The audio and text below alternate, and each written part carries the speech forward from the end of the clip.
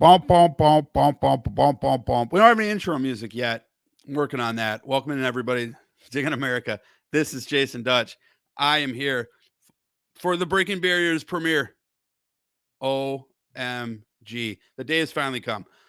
So I am going to introduce to you guys our newest show, our newest hosts, and then I'm going to get the heck up out of here because the only thing that I will do with this show is make it suck more. So let's get started right away. First, I will bring into the studio my friend, Kimberly K. Kim, Hi. what's up? I'm good. The background changed from what we had, so I was like, "Oh, what's happening? Are we Oh, going?" I didn't know what happened. no, yeah, it's so I'll change that back for you there. Boom, there you go. So now it looks a little bit better. Um, Perfect. so Kim I'm is excited. going to be one of the hosts of Breaking Barriers, and we just want to welcome you into the network. I know that you were on with us on the show a few weeks back, kind of getting things launched, and the day is finally Yeah, here, and we're super happy to have you. Just thank you so much. Um, of welcome to course. the show. Welcome, Dig on Yeah, America I'm family. super excited to get this going and honored, like I said on the last podcast, with all of us, all of the Dig people that we could have there. Just honored not just to be chosen with Dino, but just to be able to be chosen with you guys. So excited to see what goes forth, and also the guest and everybody as we go forth. That choice goes two ways, and he adds himself to the studio. I like taking the power. Welcome in, Dino. What's up, brother? You got to take yourself off mute there, though. Yeah, There we go. How are you guys? Hey, Dino. we're doing Okay, good. welcome in, brother. We're happy to have you finally getting started here. So I'm gonna get the hell up out of here. Before I do, um, a couple quick housekeeping things. Definitely, if you're checking us out on Kim's Twitter or on Dino's Facebook, check us out on Twitch. It's twitch.tv/ Dig on America. I'll actually throw that up at a banner at the bottom here for you guys. Um, you could boom, there you go. There's all the links for the show that should be popping up at the bottom right now. Nice. You can support us on Patreon. You can support us. You can follow us on Twitter. The Twitch is not on the bottom there, but it is again, guys, twitch.tv/ Dig on America. You can also find us on YouTube, youtube.com/ Dig on America, and Twitter at Dig on America on Twitter, as well as, find Kim, find myself, find Dino. So if you are looking on one of those other, if you're on Kim's Facebook, Kim's Twitter or Dino's Twitter. Facebook, want to follow us there, that would be great. And then at right after this show is over at 5:30 Pacific, we'll have Last Call with Lauren Hubbard, where Lauren and Brent are going to be interviewing Jason Call, who is a progressive candidate running for Congress in Washington State. So a lot of content today from Dig on America. Guys, the floor is yours. I'm out of here. Welcome. Go kick some ass. Awesome. I'm just tweeting out another one. I'm just tweeting out another tweet because one was Yes, not well, enough, Dino. You know how I am. it's never enough. I want to say how very honored I am to have you as a co-host, I had just um, said that before you came on too. and to be doing this with you is great. I know we're going to get into how we met, and why a space like this needs to even exist in the podcast universe, and Exactly. what our viewers will have to look forward to. So it's going to be great. And like I said, I wouldn't have it any other way. I love doing it with you there. There we go. There's my eyes, and we're on opposite sides You on can my see here. screen. I know it's reversed. When we started, it was actually funny. You weren't here exactly yet. I'm not sure if you saw it, but it was so funny because Jason had the old banner up, and I couldn't tell him because he was like, he was bringing us into the podcast, and so I had to text him, and then he didn't see it, so it got worked out. But yeah, super excited to be here. Just a reminder for anybody who is joining us, you can watch on Twitter Live. So if you are not willing, if you don't want to start it, you're not on Twitch, you're not on YouTube or anything like that, you can go to my twitter.com / Dear Kimberly K or Dig on America. Both of those have us live right from your Twitter feed. You don't have to join anything extra. So just a reminder, if you are somebody who doesn't like multiple apps, you can always catch us somewhere. And you can also catch Dino's Facebook. I think that you're going live on your Facebook right now, right, Dino? I am. My Facebook, Demetrius Moore, Dino Moore. So yeah, I'm easy to find on Facebook there. So yeah, it'd be great, and I welcome everyone over from Facebook, from Twitter. Our Twitter family hopefully will follow us over, because you and we share quite a large Twitter community. For sure. And one of the things that I think is important to start with anything is the why.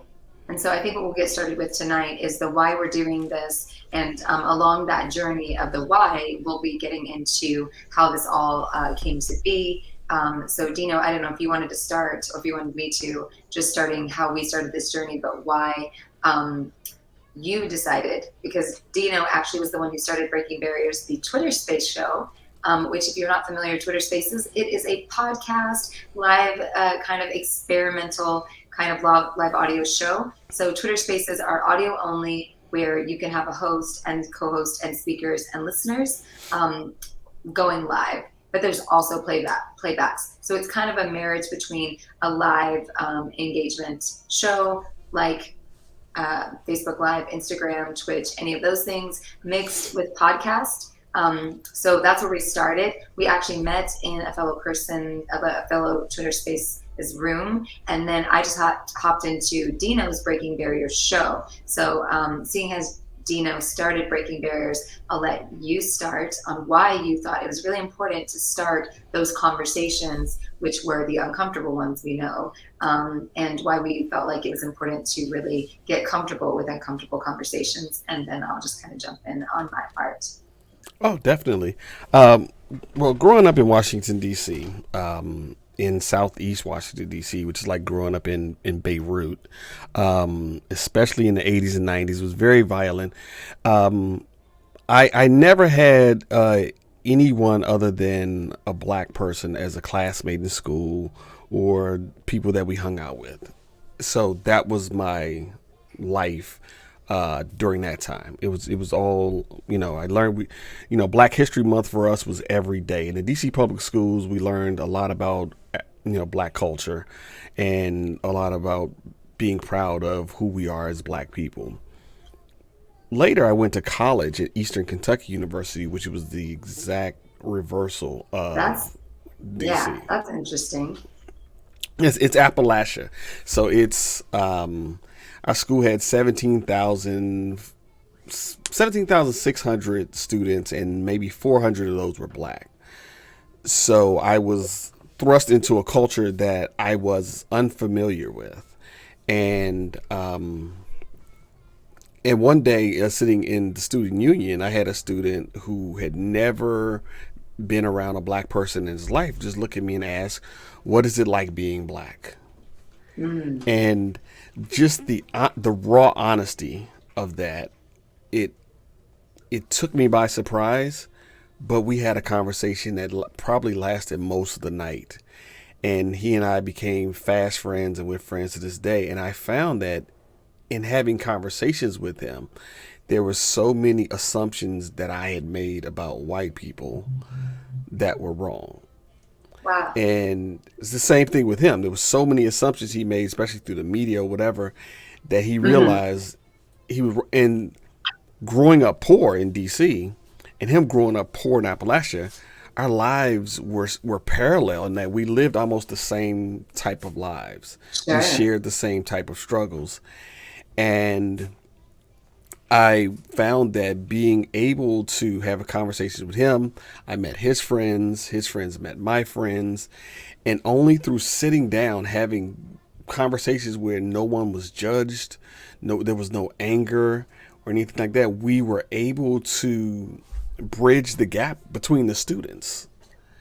And I guess that I brought that into I became a teacher after that, and I work in the film industry now. I coached basketball, and I'm an acting coach as well. I do a lot of things. Got a lot of hats, just like you. So I found that being able to talk to other communities and be open and honest with other people about who I am and be genuinely concerned about who they are and what issues they're concerned about. And, I realize that we are, once again, we're more alike than we are different. Yeah. And that the things we share, if we cut through the noise, we find that we're more, like I said, we're more alike than we are different. And that's why I wanted to start Breaking Barriers, because I wanted to emulate some of those tough conversations from college. And I think that people can learn from one another if we're open to share. And then you popped in my room, Yeah. and I look at you and I looked at your profile picture and I'm like, okay. Once again, I made those assumptions like, oh, this nice white lady, she's very sweet. And then you started sharing stuff about your life. I'm like, wait a minute, she's what? And her background is what? And Yeah. so only by asking, which we did in that room, was I able to learn. So you can pick it up Right. from there. Yeah, one of the greatest things about the journeys and when people meet and the serendipitous times is that I had gone through a pretty rough patch on Twitter, and to no one's fault, no issues. It was just the climate and the way that it had played out was just an interesting in itself. It was an interesting sort of scenario that I was not exactly prepared for. So through that process, though, I was educated quite a bit on things that I needed to be educated on, from the way you speak to people to the way people may take you, intent versus impact. So I had already gone on my own journey, and even though I knew I had an audience from Instagram, Facebook, my past show, being married to someone that was known for like a while, I thought it becomes just so subconscious and easy to just think that everybody knows who you are, your background.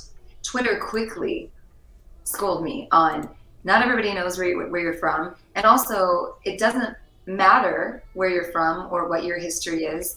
And in my case, I grew up with a dad that's a biological dad is indigenous, but then also around a lot of racist people in Mississippi growing up younger, which then shifted when I moved to Arkansas to the community that I lived in was about 95% African American. That was my friends, that was my culture for about 7 years. So you go on this whole journey of identity yourself, and from another like, how do you say it? Like from another place each time you shift. So I grew up, being born in Mississippi into this one family, and there being some family members or friends around that you deal with a lot of racism, and that's like into your brain. And some of the things we'll get into over the course of this show, not today, but throughout our topics, I'll share more stories. But some of those are, learning experiences through race, through women's bodies, equality, equal rights, everything. Those are journeys. And I'm 41, so I was born in the 80s. So Mississippi really was behind about, decades, 20s. There was still a lot of people living the 60s. Moved to Arkansas, and I'm in a predominantly, African American community where the people around me are raising me as well as my aunties, my friends' parents are my parents. It's that whole it takes a village kind of mindset. That was my tribe at that time. So when I go out into the world, I get married, and I'm Mormon, and I'm married to a white man who is largely Republican and very far right and conservative. We were also a part of the Mormon church. So diving into a whole different world. So from hip hop dancer to Mormonism, that's a big uproar situation there. And then to my life, and I'm also on the spectrum of autism. So trying to learn every new community that I was in and mirroring everything, I realized that I was going to quickly get in trouble if I was mirroring just whoever I was around. I had to be more intentional in what I was doing. So by the time, we fast forward the 40 years and I'm on Twitter and I'm going into Twitter spaces, and I'm gifted being one of those newer beta hosts, but it causes issues. That's not important to get into. that was a big learning experience because I was sort of thrown into this insane sort of dynamic that was going on of hurt people. And we know that hurt people, and there's a lot of drama going on. And I just sort of was put right in there. So by the time I met you, I had already gone on this, like, dodging cancel culture, like fucking, Neo from the Matrix. Like I was like everything I said, I was like, whoa, because I didn't really know how to express myself all the time. Now, I will say I didn't say anything racist or anything like that. I never made a mistake in those ways, but it was more that I didn't know the dynamics that I was a part of, and I didn't know how to navigate those scenarios. So by the time we ended up in that same room, I found it was very serendipitous because I had been very jaded, and I was starting to allow that to jade my mindset. And I think this is an important conversation, maybe for another time or tonight, where people on either side of a race topic, a religious topic, a rights topic, they can get so jaded by the way someone else on the other side treated them that they think everybody is that way. They stereotype everybody that way because of one experience. And so I was really trying to avoid that. I knew that I was at least smart enough to know that a couple of incidences with a couple of people weren't going to make me label an entire group of people anything. I wasn't going to do that. But I was finding myself tiptoeing and not having the conversations. And ironically, I speak a lot, as we both know, and I host my own rooms. But in your room, I stayed a listener for the first while. I was like, these are race topics. I'm not supposed to be a part of this conversation. This isn't about what I'm just here to learn. But it was in you offering me the mic, or maybe your co-host at the time, I'm not sure who did, that I was like, ooh, and I didn't want to turn it down. And accepting that mic was probably one of the best things that I accepted, because I accepted walking into that conversation. And while uncomfortable for myself, it taught me that I present like this. As long as I look like this, every move I make comes from this for a while until people get to know me. And that's something that I have to understand. And I would hope that more people like me will get this message when we talk about white privilege or we talk about any of that. It's really about the way that you look from the largest scale. Because I can say I'm half Indigenous all day. I can say that most of what my upbringing was around people that were African American, and a lot of those family and friends are African American. I can say that my partner is biracial and mixed. That does not matter to the world when I present like this. My behavior is going to be traumatizing to people if they see me this way and they've had a bad experience with someone that is blonde and a white woman that has come off racist, terrible to them. It's going to be traumatizing just from the fact that maybe they know that I have privilege and it does exist. So I had to start really having that understanding that this is what I look like. This is what I present as. And so every move I make from this point on has to be more informational, has to be, from my side, I have to do my research on things. I have to know that what I say matters. My words have impact.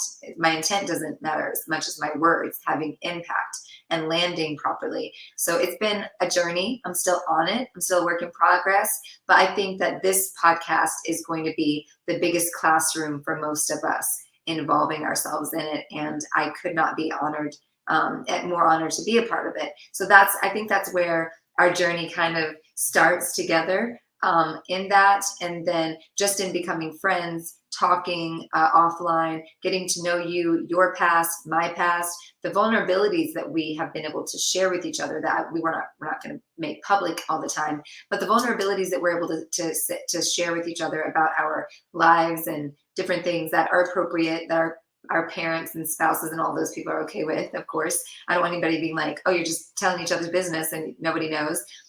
But that has opened us up, I think, to understanding each other on a human level. And I hope that we can do that with this podcast. I hope that when people tune into Breaking Barriers, they don't feel that there is a barrier between us and them from the computer screen or their phone to us. I hope that they understand that we're in their home, on their phone, in their cars, in whatever way. If they're a listener, if they're a viewer, that they understand that we want that barrier to come down so that we can have the uncomfortable conversations. And the more we go, the more comfortable we are with the uncomfortable. Exactly. And you know, when asked why we need to exist, or what are we really talking about? I think about the real world. When they say when people stop being polite and start being real, um, I think that's what we aim to do. And we're not, and we're not only talking about race. We need to break barriers between the races, of course, and it's not just black and white. It's Hispanic, it's Asian, it's Africans who who have moved here. It's whatever race, and Italians, and the people and that are mixed. We have people that exactly. are struggling to land in an identity. They're half Hmm. black, they're half white, they're half white, they're half indigenous, they're half black, half Asian. And some of these cultures and ethnicities are at war at times, stereotypically with each other. You have Hmm. certain cultures that a person could be this and this, and those two sides are against each other. Can you Hmm. imagine trying to find your identity when one half of you is maybe black, one half is white, one half is black, one half is Asian, one half is white, one half is in maybe you're three parts something. Like my partner's half white, and then another part half Panamanian Colombian. So it's much more diverse as we are starting to find out as the world goes on. We become more of a mixer that people are trying to find their identity. Yeah, and then there's the cultural aspect of that. Like in the white community, I know that white people I'm being from DC and I live in Georgia now. They are nothing like people from the Appalachia community in Kentucky. I mean, nothing Great point. like. And so we're beyond just breaking barriers outside of cultures. African Americans or blacks in D.C. were nothing like the blacks I met in Kentucky. Nothing like them. I mean, even from how we speak. Yeah. So there's those tough conversations, and when we say stop being polite and start being real, I mean politeness will get you to say, I want to ask about this topic, but I don't want to hurt their feelings. Well, Yeah. if you're asking, as we were speaking about this the other night, if I'm asking in love and honest curiosity, then almost no question is off the table. You don't have to be rude in asking something. Okay, it's I'm gonna ask something respectfully and not rude. But if I really want to know, because asking is a lot better than assuming. Yeah, but I've met some people in my life that really stand by this whole like ask forgiveness rather than permission, and that almost moves into the idea of I don't care, I can assume more than ask. It's that kind of same mindset. There's a pride behind it. There's a whatever, and I think one of the things that happened. This is interesting. The other day, great learning lesson for myself. I'll use myself as this case study. It was you, I and Jason from Dig on America.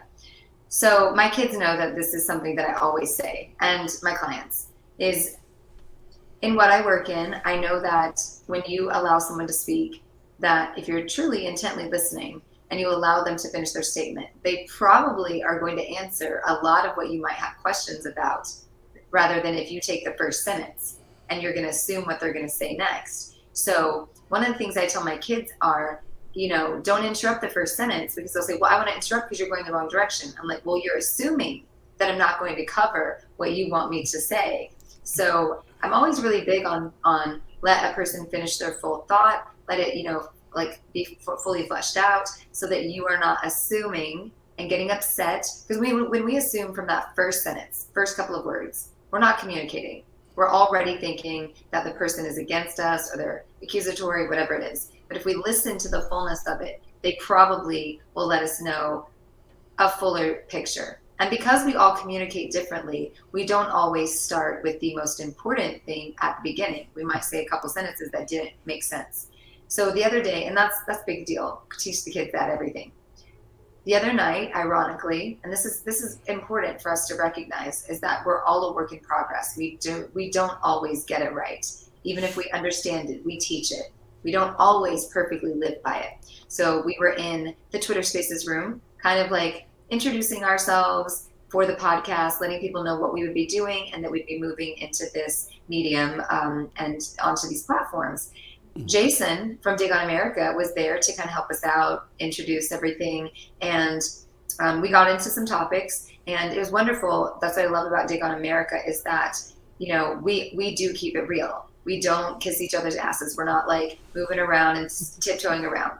So I had an opinion and Jason had some opinions. We were talking back and forth, and he started to say something and I interrupted him because I thought the first sentence, oh, he's going to go a different direction and than what I think. And so I should just cut that off. Or I don't think I thought. I think I just like sort of responded. And so he said, as a response back, oh, yeah, no, totally. Like a very chill, calm, respectful, like we want to have the conversations here. He said, you really, yeah, no worries. You jumped ahead and to what I was actually going to speak about. And I was like, geez, I teach on this. And actually when I did say, oh, my bad. And he kept talking, exactly what I was like thinking I was going to say was exactly what the rest of what he said. So had I not jumped in front of him and not assumed that he was going to go a different direction, we wouldn't have had that moment. And luckily for us on this, we all have respect for each other. So there was no like weird vibe. But more times than not in life, we do not get to that point with other people. From the moment someone jumps in, someone's triggered, it's volatile, it's arguing, and then you start arguing about the interruption and the disrespect, and you don't actually stay on the same page when you were probably going to talk about similar things. And it was all going to be clear, and then you can clarify with questions after. So even I, in this scenario, teach it, believe it, failed at it. So I want people to realize that we are work in progresses and we're going to fail at this. These conversations are going to be hard. We're going to fail at communicating properly sometimes. We're going to fail sometimes at connecting fully to what we really want the other person to hear. We might not express it perfectly all the time, but at the end of the day, we have to try. We have to start. We have to show up. So that's what I think Breaking Barriers is here, is we're here to start the uncomfortable conversations. We're here to start that progress to proving that you could be on two different sides, but we really want to sort of, you know, bridge that gap, as you said earlier, and sort of, even if it's inching, you know what, like even an aviator, like a person who flies knows this. If you twist that dial just a slight inch, you'll end up at a different destination. So I'm hoping that we will move the dial enough that we can end up at a different destination than hatred and volatility and polarity. Definitely. I think we saw together in one of the rooms, and I ask my students this, are you listening when someone's talking to you, or are you just waiting for your turn to talk? Because there's a difference. Like if you're just being quiet, which is polite, but in your mind you're forming your response already, like, oh, I'm going to get him on this point, I'm going to get him, and you're not listening, then you may end up in a space. And we saw it where there were two people in one of our rooms who were arguing back and forth over this topic, and they were going back and forth, and I'm listening, and they're saying the same thing, but they're not listening to one another. So they believe that they're disagreeing when they were agreeing the whole time. So I finally said, you guys do know you're making the same point, right? You guys are saying the same thing. Like, what am I? But it's, once again, it's that case of we go into conversations all the time believing that when we think someone's going to disagree with us, we're so embedded and entrenched in our beliefs that we know we're right, and we know we're smarter than the next guy, right? And so we're looking for an opportunity to whatever house they build. We're like, okay, they build this house of cards, I'm gonna come along and step on it. I can't wait. And when you're quiet, that's what you're thinking about. I can't wait to destroy every point he's making. When in fact you should be listening. And here's the interesting part about that. Even if you want to destroy someone's argument, and you may have learned this in debate, you really have to listen to their argument. Right. Make notes on their argument. Take down, good points. And if you listen like that, you may see, wait a minute, there's some areas in here that I agree with. Right.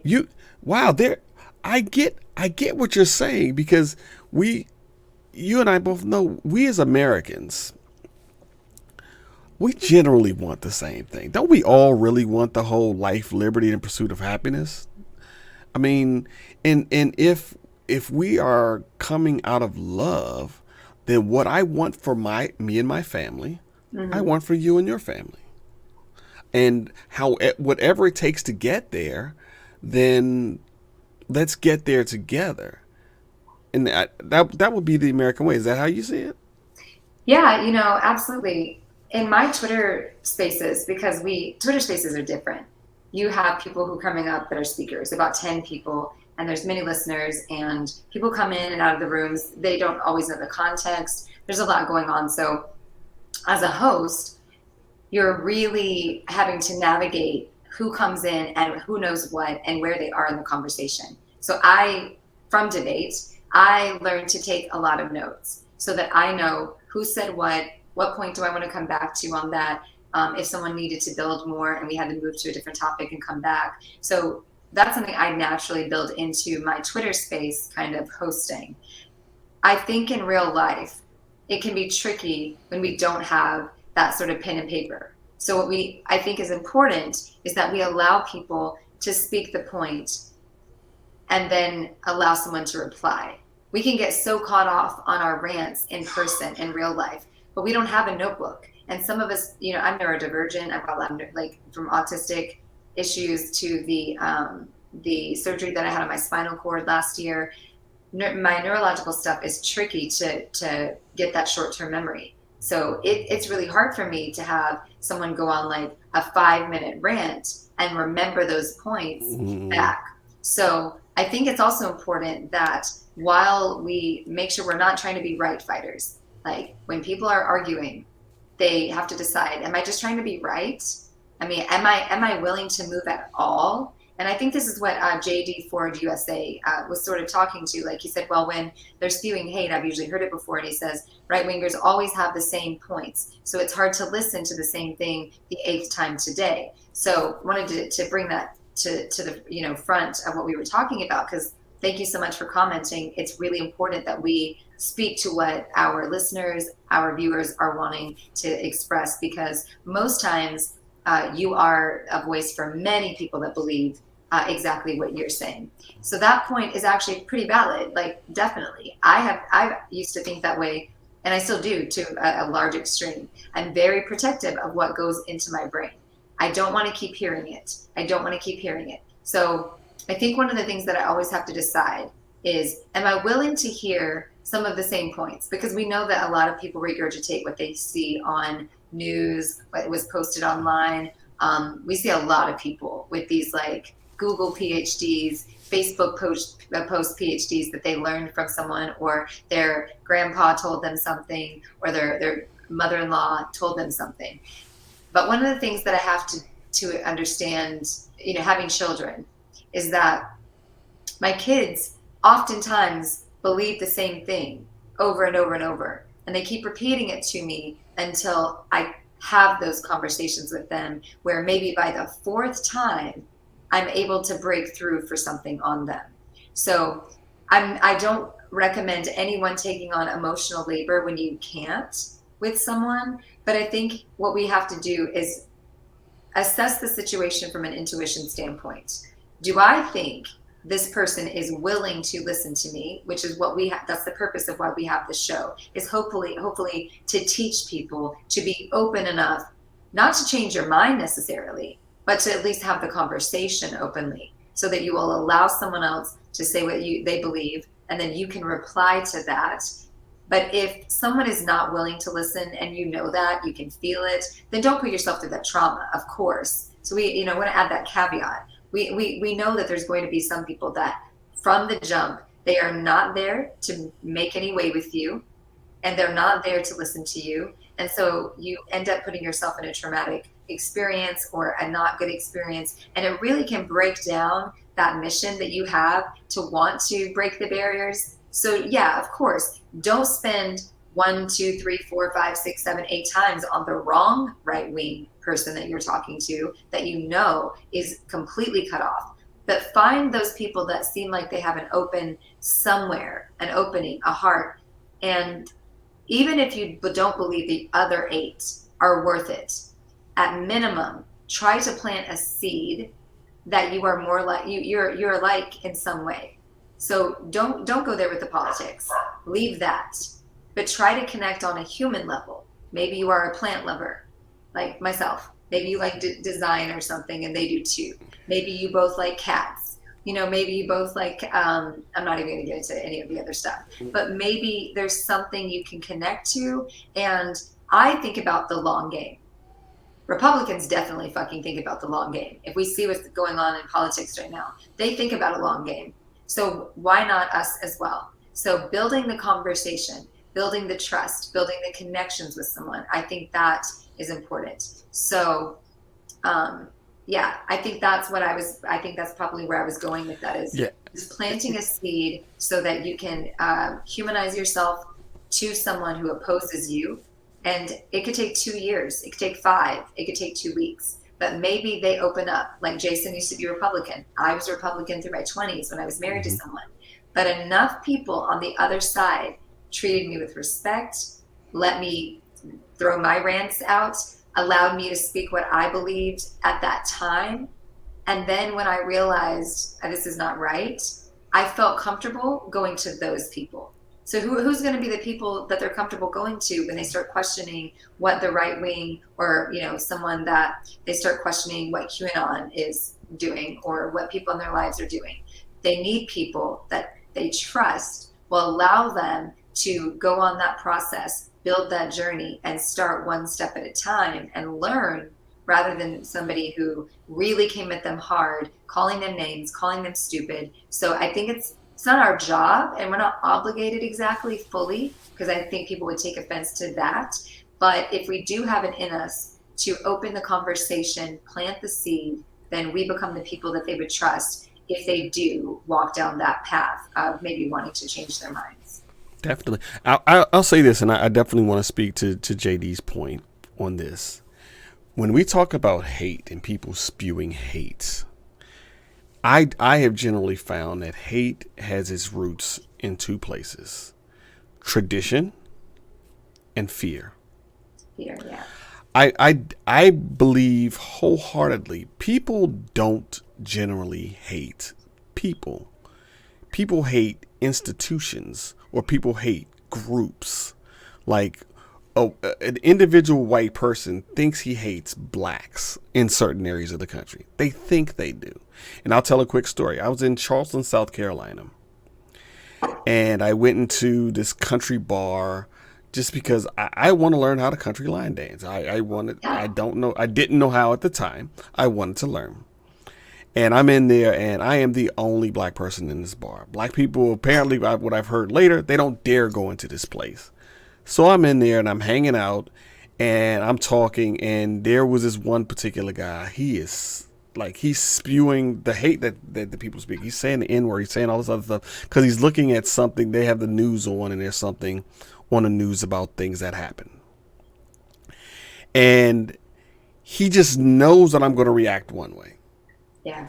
I never react to someone saying the N-word because it's just a word for me. Okay. I don't give words that much power that they can control my emotions. So when I didn't react, he decided, I guess, to come closer to me and start saying some of those things. Still didn't react. So he decided to talk to me, and he's asking me about some things about politics and about other stuff, what I was thinking. And I told him the truth, about how, I want safety for my family. I want the streets to be safe. Okay. I don't like crime, just like he doesn't like crime. Which is I don't hate him. Yeah. Yeah. I don't hate the police. I didn't hate at the time. I believe George W. Bush was in office. I didn't hate George W. Bush. I actually voted for him. Now this made him think I was like, So as he's going, here's what he says. And this is funny. He says, "Well, these black people, not you, but So this is where the crack comes in. Oh, not me. Why not me? Because he doesn't realize for every me, there's maybe 10,000 me's. There may be 100,000 me's that he doesn't know. So he hates the race or what he's seen. And what I pointed out to him, I said, whether it's the news, what you see on television, is entertainment. Okay. Yeah. Fox plays to a certain crowd. Will CNN play to that same crowd? No, because they can't get those ad dollars. They can't get those dollars from that same crowd. That market is saturated because Fox has owned that market. So they go the opposite way. Do the people who work there really believe everything they're saying on a teleprompter? No, there are Republicans that work at Fox. At CNN. There are Democrats that work at Fox. Believe me when I tell you this, okay? So it serves those in power that you and I, Kimberly, stay at each other's throats. It serves them because if I keep hating you or you keep hating me or, someone keeps hating JD or someone hates Jason and he hates them back, we don't get together and then look at the government and saying, what are you really doing for us? No, of course. It's a smokescreen. And I manage creators for a living. I'm on TikTok, I'm on Instagram. I watch a lot of different political things, and you're exactly right. More people are starting to actually come to this assessment. More people are actually coming to this understanding because I'm seeing a lot of quick, short form content that's like, look, big media, big corporations, capitalism, politics, whatever. If we don't hate each other, where does their money come from? If we don't hate each other, what are they selling? What are they like? If we don't hate each other, then how harder is it for them to cover up whatever it is they don't want us to look at that time? So I think a lot of us are noticing that, and it's becoming less conspiracy theory sort of at first glance. It's like, well, of course, this makes sense. It's a very logistical answer. And I think if you start to look at that and you realize that the voice that we all want, because that's really at the end of the day, a lot of people want their voice to be heard. The voice that we want heard is the one that is exactly what you talked with this man in the bar. It's about, we want safety for our children. We want equality. We want that promise that was gifted to us of the pursuit of a happy life, right? We want the idea of the American dream, which is, sometimes fictitious to a lot of people, but works for others. We want the same things. And so if you want the same things, and you had no media, no politics, no inherent systematic, generational heritage, whatever, that taught you something, then we would just be existing in a society for the most part where we were moving toward the same thing. We would be like, yeah, no, we want this. And that's why some of the other countries are more evolved in this area, because their politics doesn't start with division. So I think that's a great point. And I know that we have, we're probably going to go about an hour here today, so probably another 15 minutes-ish as we go into this. But I think that it's a great point that you're saying. And JD, thank you so much for, giving us so much love and our flowers on this. We are new. There's a lot of new shows coming up. So I just wanted to take a moment to say, JD, for those listeners that are not watching the live, JD for USA says, I don't understand why more people don't listen to this channel. You guys are the best, truly good content. So first I want to say thank you so much, JD, for hanging in here with us and giving us feedback, allowing us to kind of play off of what you're saying, because we're just a mouthpiece here, right? We have opinions, we have our thought processes, but we really want to hear what you have to say.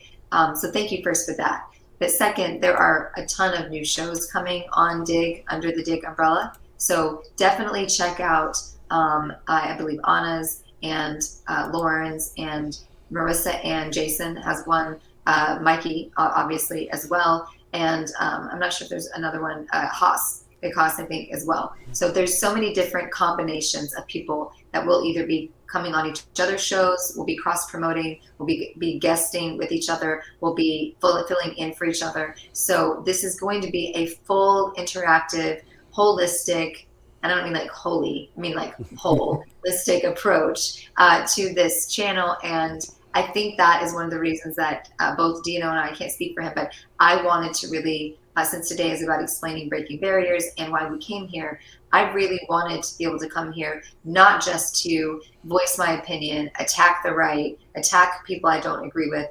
I really wanted to come to a place that would allow me to be myself, to show up as myself because everyone else is showing up as themselves, and allow us to have that free form content, which is, we may not agree. You know, Dino and I are not always going to agree on this show. I know that. You know that. Dino knows that.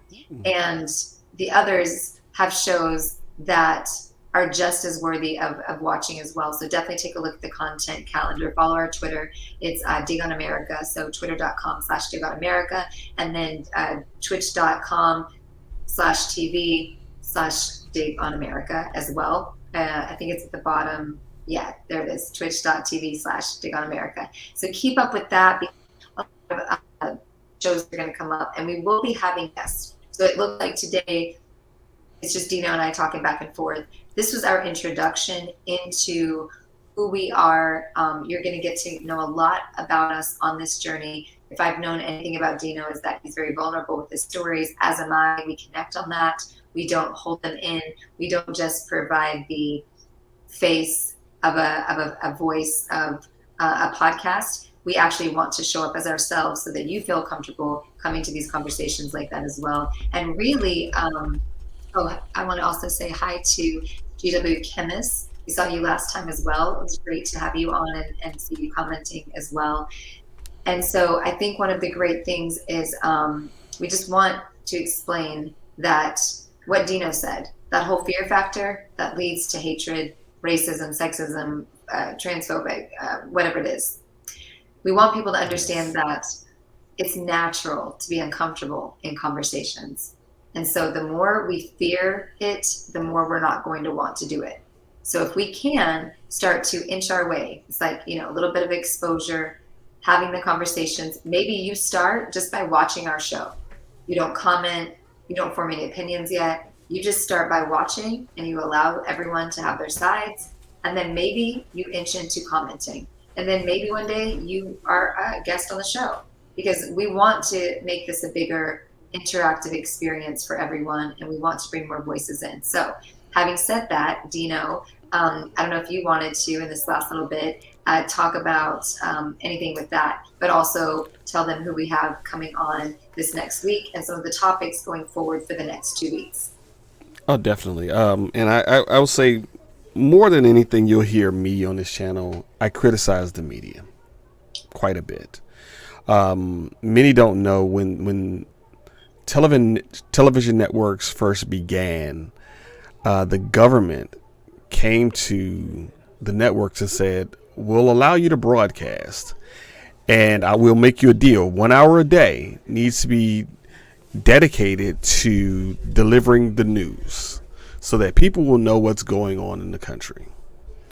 The mistake the government made, I believe, and I saw this on a television show as well, which is funny, is that they should have said the news cannot accept money from sponsors. The news needs to be not sponsored. This should be the one area where you don't make money, because when a sponsor comes in, then their opinions start to come with them. They like, okay, we'll give you this money, but you can't say this. We'll give you the money, and you can't say that. Now we're members of the media, Kim and I. Independent media, I appreciate, because on this show, we're going to have people who, when speaking to them, you will probably see me biting my tongue physically. My skin will probably curl a little bit because they will say things that I don't agree with. Yeah. But that's America. America is, I can say what is I'm passionate about, standing 2 feet away from someone who's screaming something that they're passionate about, and I hate what they're saying. But guess what? They have a right to say it. And if I really want change, and I really want conversation, maybe I do need to bite my tongue and force myself to listen, because at the heart of what he's saying, once again, he's saying how I feel, but just in a different way. And we will find that we agree more than we disagree. We'll be talking about coming up CRT, critical race theory. And we've got some passionate people on here who, one guy is known as a hard right winger. Okay, so he's all about his guns, his Christian, his however he thinks about a women's reproductive rights and critical race theory. Okay, but we got to listen to him. We've got to listen to him. We've got the representative from McGruff, the crime dog, going to be coming on in a few weeks to talk about their new initiative for community policing and building a better relationship with the police. Are the police the bad guys? Are they all bad? And does McGruff represent something, something bad to a certain community, be it people of color, be it African American community, the Hispanic community? Does seeing that image, does that bring up something bad in your psyche? But let's talk about it. They're trying to rebrand themselves, and I believe change is coming, but we're going to be listening to what they have to say. We're going to be talking about the LGBTQ community. Dino Moore, I don't know. I'll be honest right now. I'll say that I don't know what being queer is. I've asked my daughter, who exists on the spectrum, on the LGBTQ community. Yeah, and she, I'm gonna be honest with you, she couldn't explain it to me good enough for me to understand. I still don't know. I still don't know. Okay, so we're gonna bring on a guest who's gonna help us walk us through that without getting offended that I don't know. So we got some really good shows coming up, I believe. Yeah, I love that. And, you said something, is that we have to be willing to listen. We've been taught so much that we shouldn't allow, people to gaslight us. We shouldn't allow people to speak things. And oftentimes people will say, I don't want to hear anything that person has to say because I don't want to be gaslit. Well, here's one of the craziest things is that, you can't be gaslit unless you believe it, right? So you can listen to someone and really be open to it and still keep your beliefs. But one thing I wanted to share, because I was getting some text on this and I knew it was going to happen.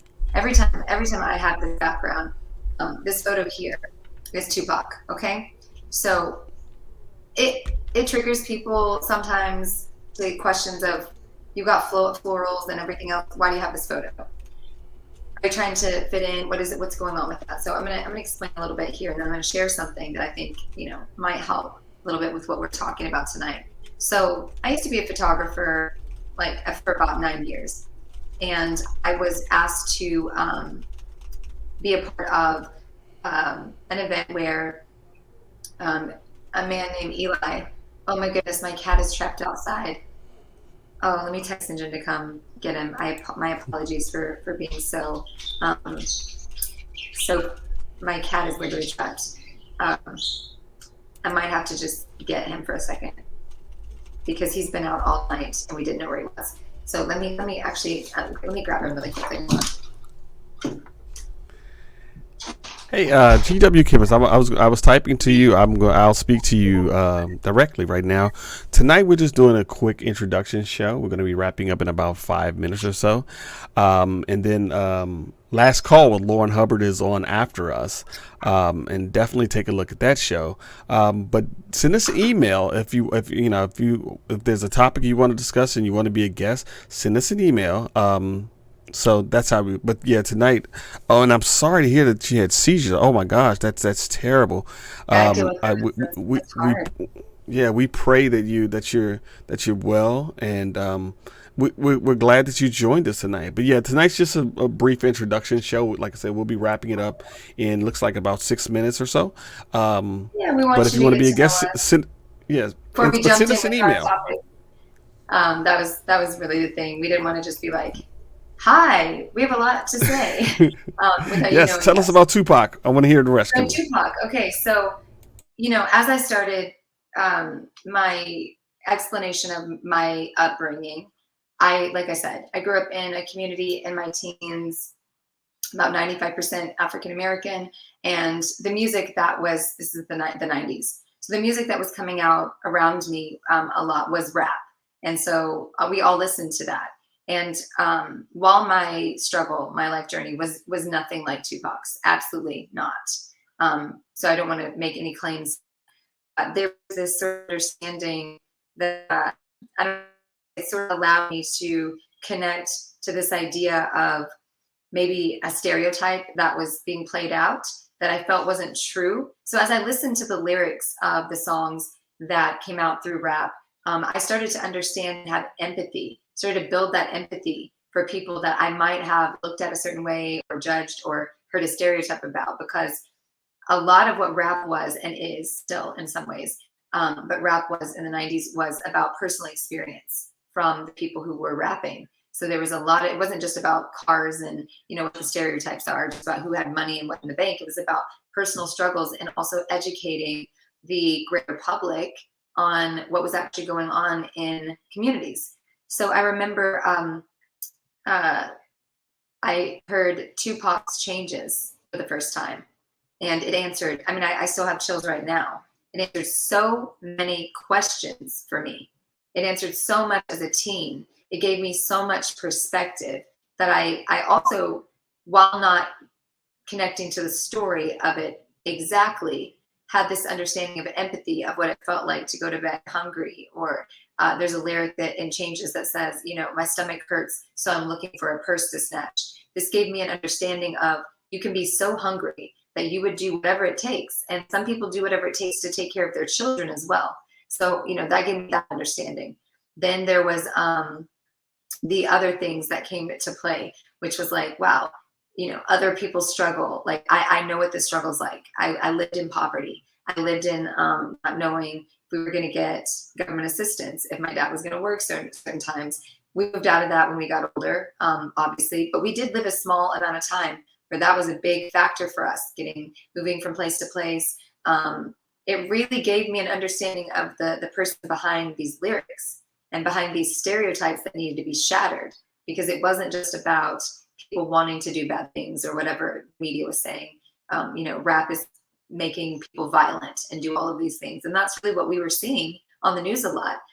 As I started to listen to more of the lyrics, because it was just socially accepted around me, and these were what my friends were listening to, it really allowed me to see other people's journey and their struggle. And it brought the world a little bit smaller, because I wasn't from the West Coast. I was a person, this, you know, little trailer park girl that was living in Mississippi and then Arkansas. I didn't know anything about LA or South Compton or, you know, NWA or Death Row Records, their lifestyles. I didn't know anything about Biggie or Tupac other than what I could hear through their lyrics. I got to know this entire culture of artists, you know, not just rappers. These were artists. They took their personal journeys and put it into lyrics, and then shared that with the world. And we give so much respect to Van Goghs and you know, Ansel Adams photographers and John Lennon's and the Beatles for writing a certain way. But you know, during the 90s, it wasn't, you know, from white culture and media, it wasn't praised that people were taking their hardships and turning it into an art form, which was rap, and putting it out so that people could understand it, or it was their way of maybe turning their pain into a purpose sort of thing, which I know all, you know, I know all about that. So that was that part of the story.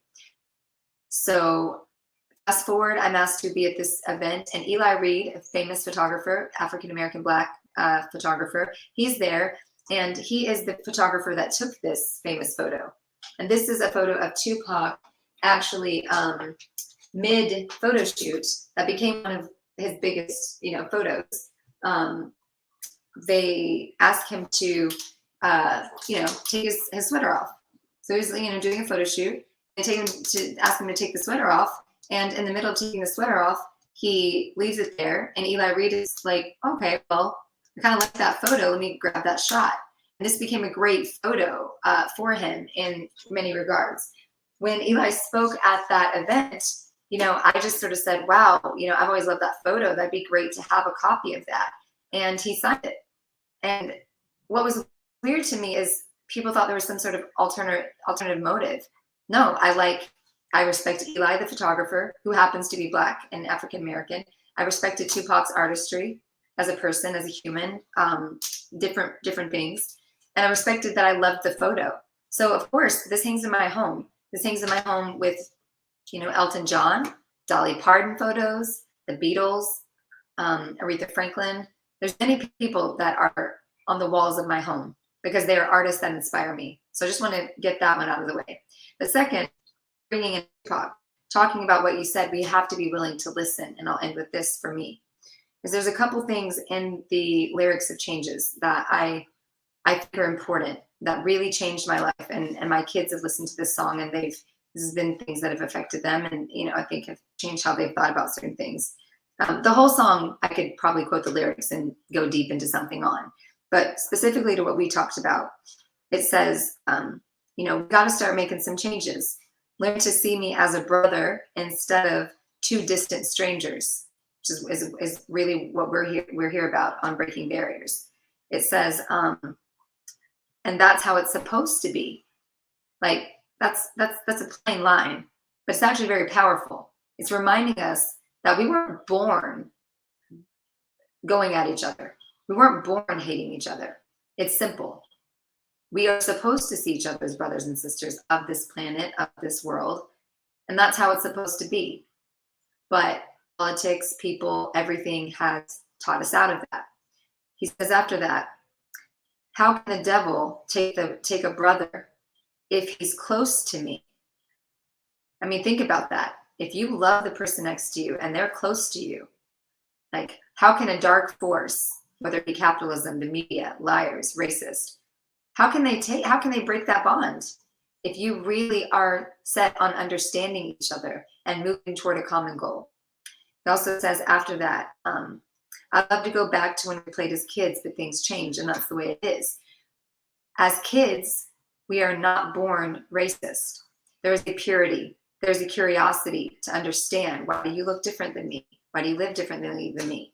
And it's in the answers that are given by adults that lead us down different paths. Why do they look differently than us? Oh, they're not worthy. They're not better, or we're better than them. Brighter skin is whatever. Blacker skin is whatever. Mixed whatever. And so it's in the answers that get us to where we go off track. Because kids, they ask the questions. They don't have assumptions. They just ask the questions. And as adults, we answer. And there's at the end, he says, we got to start making some changes. We got to make a change. It's time for us as a people, okay? Like the grander group of who we are. It's time for us as a people to start making some changes. And he went deeper. We got to change the way we eat. We got to change the way we live. And let's change the way we treat each other. And then he just, I love this because he speaks so directly. It sounds like a conversation. You see, the old way wasn't working. So it's on us to do what we got to do to survive. There's so many different ways that can be taken. We can go down many different roads, but I'm just going to end in this. That word of it's on us to do what we have to do, we got to do to survive.